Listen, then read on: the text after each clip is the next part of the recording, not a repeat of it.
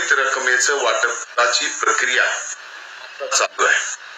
सोमवारपर्यंत जवळजवळ राहिलेल्या 954 कोटी रुपयाचं वाटप सुद्धा शेतकऱ्यांच्या खाती नक्कीच होईल। कृषी मंत्री धनंजय मुंडे आज लाईव्ह होते। पीक विमा व नमो शेतकरी योजनेच्या दुसऱ्या हप्त्यासंदर्भात त्यांनी मोठी घोषणा केली। धनंजय मुंडे म्हणाले की राज्यातील सर्व शेतकऱ्यांना जवळजवळ पीक विम्याची रक्कम वाटप झाली असून उर्वरित शेतकऱ्यांच्या खात्यावरती रक्कम वर्ग करण्याचं काम सुरू असून सोमवारपर्यंत एकही शेतकरी पीक विम्यापासून वंचित राहणार नाही अशी माहिती कृषी मंत्री धनंजय मुंडे यांनी दिली।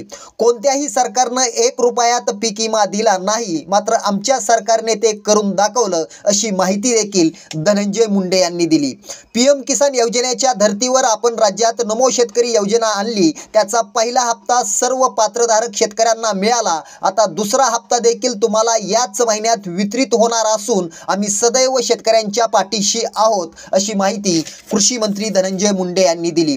अनेक शेतकऱ्यांना या ठिकाणी मी विनंती करतो की आपण पीक विमा नमो शेतकरी योजनेचा जास्तीत जास्त लाभ घ्यावा अशी माझी इच्छा असून मी बळीराजाला कदापिही वाऱ्यावर सोडणार नाही अशी ग्वाही कृषी मंत्री धनंजय मुंडे यांनी दिली।